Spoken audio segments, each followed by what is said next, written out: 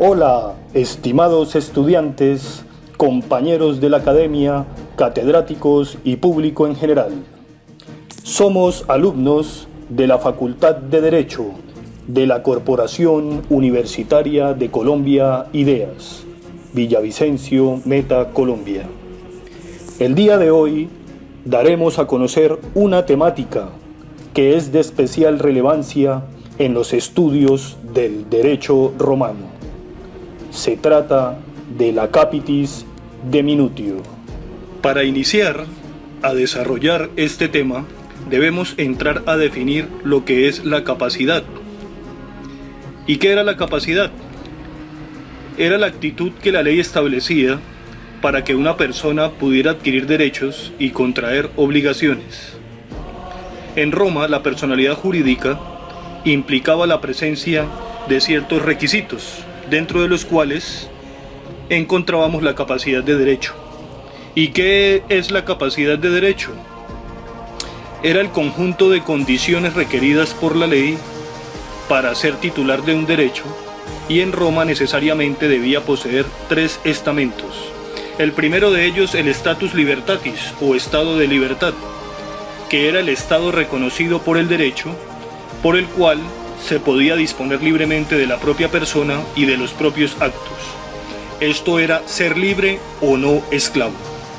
El estado de libertad se adquiría por nacimiento, ius sanguinis, es decir, la persona nacía libre y no había sido nunca esclavo. Se le denominaba ingenuo. También se adquiría por la manumisión, que era el acto mediante el cual el señor confería la libertad a su esclavo, es decir, la persona se convertía en liberto o libertino. El segundo estado que se poseía era el status civitatis, o el estado de ciudadanía, que requería la ciudadanía romana, pues el individuo que carecía de ella no podía tener acceso a las instituciones del derecho civil romano. Esto significaba ser ciudadano romano y no latino o peregrino. El ciudadano romano poseía unos derechos desde el punto de vista público y desde el punto de vista del derecho privado. Desde el punto de vista del derecho público, poseía el ius suffragii, que era el derecho que tenían los ciudadanos de votar en las asambleas populares. También el ius honorum, o sea, la posibilidad de convertirse en magistrados. También el derecho a servir en las legiones. Y la provocatio ad populum, que era el derecho de apelar ante los comicios centuriados cuando había sido impuesta una pena, especialmente la capital. Y en relación con el derecho privado, poseía el ius commerci, que era el derecho de adquirir y enajenar, el ius connubi, el derecho de contraer matrimonio, y la testamenti factio, que podía ser activa o pasiva. La primera consistía en la facultad de testar y la segunda en la capacidad de ser designado heredero, legatario o tutor. Y también la ius actionis, o facultad de acudir a la justicia. Como tercer estado del ciudadano romano encontramos la status familiae, o estado de familia, que era el derecho que tenía todo varón dentro de su familia que fuera sui juris y no alieni juris. Es la posición que los ciudadanos tenían con respecto a la familia. La familia era un grupo doméstico cuya cohesión se mantenía por la sumisión que se tenía a la autoridad del pater familias. En síntesis, la familia era un pequeño reino cuyo jefe absoluto era el pater familias, o sea que la familia estaba sometida al poder absoluto del padre. Ingresamos ahora a definir la capitis de Minutio.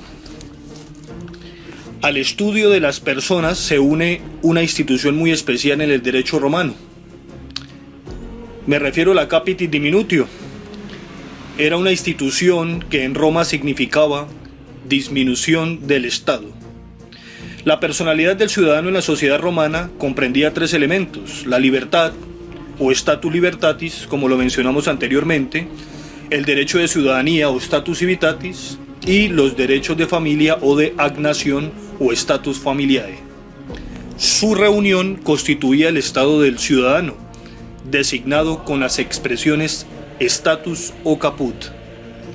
Cuando se perdía uno de estos elementos, se podía considerar que había una modificación más o menos grande de su capacidad. La libertad, la ciudadanía y la familia formaban un conjunto necesario en la existencia de la persona del ciudadano. Si uno de estos elementos llegaba a desaparecer, la persona se extinguía. Pero el resultado esencial era la extinción de la personalidad primitiva, y los jurisconsultos lo expresaban diciendo que había capitis de minutio. Capitis minutio o de minutio significa por tanto extinción de la personalidad civil, pérdida del Estado. Toda capitis de minutio implica en efecto un decaimiento o pérdida jurídica, pero las consecuencias difieren en varios sentidos, pues en igual caso hay una extinción puramente civil. Pero la capitis diminutio no aniquila a la persona nada más que en derecho civil privado, pues en derecho natural sigue subsistiendo como ser humano. Causas de la capitis diminutio. En Roma, para caracterizar según su gravedad las causas de la capitis diminutio, los jurisconsultos la calificaban de máxima, media o minor y mínima. Capitis diminutio máxima consistía en la pérdida de la libertad. Todas las causas de reducción a esclavitud que hacían perder a la vez la libertad, la ciudadanía y la familia llevaban consigo capitis diminutio máxima. En efecto, el que perdía la libertad se hacía esclavo y ya no tenía ninguna personalidad en derecho civil, puesto que dejando de ser libre, dejaba de ser persona.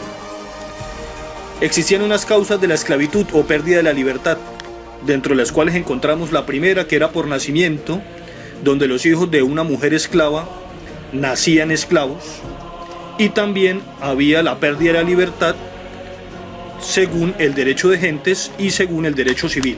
De acuerdo al derecho de gentes, todo enemigo hecho prisionero se convertía en esclavo. Por el derecho civil, pues en ciertos casos el derecho civil imponía la esclavitud como una pena, en los siguientes casos. Primero, quien no se inscribía en el censo. Fue establecido por el rey Servio Tulio. Se consideraba que el incensus renunciaba al derecho de ser libre, es decir, que todo el que no estaba inscrito en los registros del censo se hacía esclavo. Segundo, el soldado refractario, o sea, el ciudadano que se sustraía al servicio militar. Tercero, el ladrón encontrado en flagrante delito. Se castigaba con pena de esclavitud al hombre libre cogido en flagrante delito de robo. Cuarto, el deudor insolvente. El deudor que no cumplía la obligación dentro del plazo señalado pasaba a ser esclavo del acreedor. Y por último, la servi poena, que era la condenación a las minas o a las bestias feroces, o bien el internamiento en una escuela de gladiadores. Es decir, eran los condenados a luchar en el circo, eran esclavos del circo. Estos condenados se llamaban servi poena porque no tenían más dueño que su propio castigo. Pasamos a la segunda capitis diminutio, denominada capitis diminutio media o minor. Era la pérdida de la ciudadanía y como consecuencia la pérdida del parentesco civil. Esta resultaba de las condenas que hacían perder la ciudadanía y los derechos de familia sin tocar a la libertad. No producía la pérdida de la personalidad, puesto que ésta podía existir en los no ciudadanos, pero desmejoraba la condición jurídica y social de la persona, y desaparecían por regla general los derechos, situaciones y estados inherentes a la calidad de ciudadano. El ciudadano romano perdía el derecho de ciudadanía cuando se encontraba en una de las siguientes situaciones. Primera, por pérdida de la libertad, pues al sufrir una capitis diminutio máxima, se reducía a esclavitud y perdía los tres estados, el de libertad, el de familia, incluyendo el de ciudadanía. Segundo, por dicatione, que era la adquisición voluntaria de otra ciudadanía, o sea, el que voluntariamente abandonaba la ciudadanía para hacerse ciudadano extranjero. En Roma no se aceptaba la doble ciudadanía. Y tercero, por efecto de condenas. Cuando era, por ejemplo, condenado a la interdicción del agua y del fuego, por la deportación o por el destierro a una isla. Y por último, teníamos en Roma la capitis deminutio minima, que consistía en la pérdida que tenía toda persona del parentesco civil o de los derechos de familia, pero podía conservar el derecho de libertad y de ciudadanía. Para entrar a explicar en qué casos ocurría esta capitis deminutio, definiremos ciertos conceptos para un mejor entendimiento. Primero, personas sui juris, o sea, las personas libres de toda autoridad o que no están sometidas al poder del pater familias, dependiendo de ellas mismas. El hombre sui juris era llamado pater familias o jefe de familia.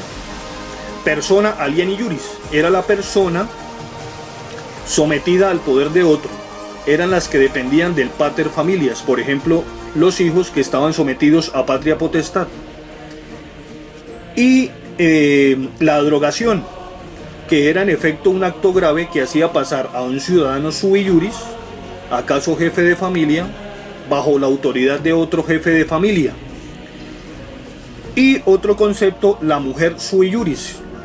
Esta mujer sui juris era llamada también mater familias, estuviera o no casada, siempre que fuera de costumbres honestas. Y el caer in manus, que era cuando la mujer se casaba e ingresaba a la potestad del marido. Entramos entonces ahora, definidos estos conceptos, a explicar en qué casos ocurría la capitis deminutio media. Primero, cuando una persona sui juris se hacía alieni juris, por ejemplo, si un ciudadano se daba una drogación, o si una mujer sui juris cae in manu, como lo dije, ingresaba a la potestad del marido cuando se casaba. En segundo lugar, cuando una persona alieni juris se hacía sui juris por emancipación. ¿Y qué era la emancipación? Era el acto por el cual el jefe de familia hacía salir al hijo de su potestad, haciéndole sui juris.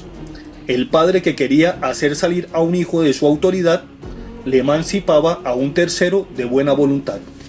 Y como tercero, cuando una persona alieni juris pasaba de una potestad a otra.